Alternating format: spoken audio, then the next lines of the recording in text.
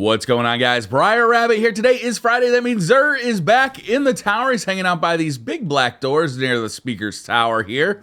And we got 1 week till Rise of Iron. The next time we see Zer will be in Rise of Iron. So hopefully he's got some new exotics for us. This is the last week of the Taken King version of Zer.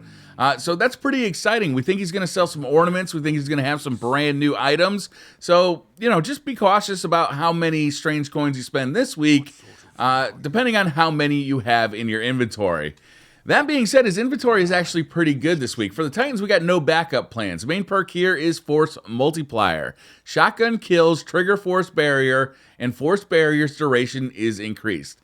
Not super useful in PvE, but in PvP, these things are a blast to use. Put on your Defender Titan, the no backup plans, run around with a shotgun, get your Force Barrier constantly. That's a really fun way to play. I think it's going to be pretty good in Supremacy too. So if you don't have these, I'd probably pick them up because they are very good on a Defender Titan. And Defender Titans are pretty fun right now.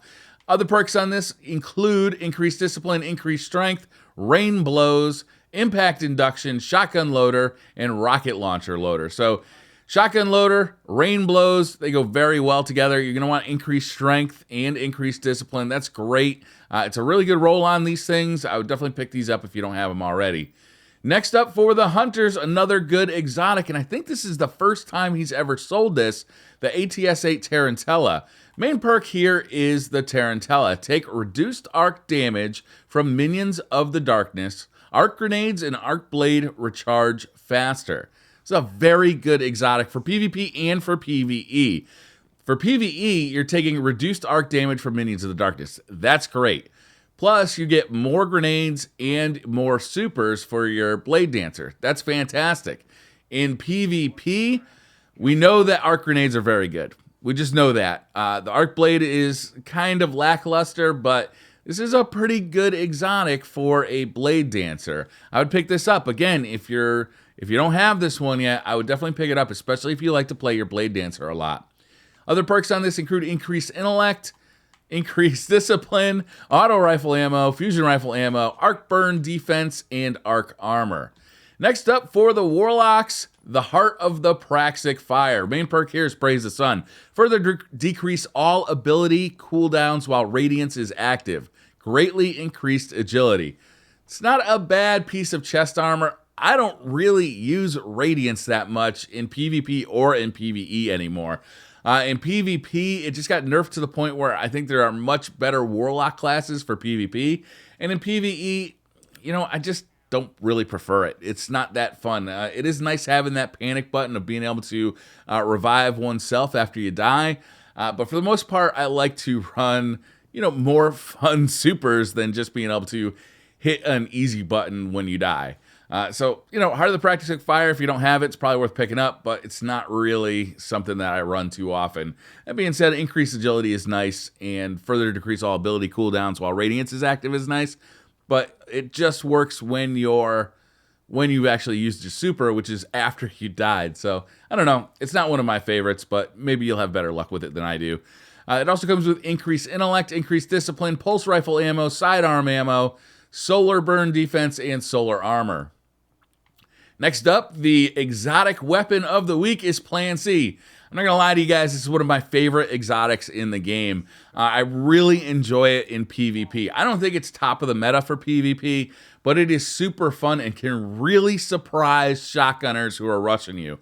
The main perk here is Plan C. Charge and equip times are very short immediately after weapon swap. So here's how I like to use the Plan C in PvP. You're fighting with your primary, you got a shotgun rushing you, you whip out your Plan C, blast him, and then get back to fighting with your primary. Thing is very effective at this because when you swap to this weapon, you can immediately fire it and kill somebody who's outside of effective shotgun range, even the party crasher. To me, it's like a shotgun defense tool, and I really love it for that. And it can really reach out and kill people from very far away, especially if you're using, I think it's Hammer Forge. What you want to do is set this thing up for max range, and that really helps it out. So I think it's Hammer Forge that you want to use here. It's very good. It's very fun to use. I don't think it's top of the meta. just because you do have to charge it before you fire it if you're not using its exotic perk. But it is, I would definitely pick this one up.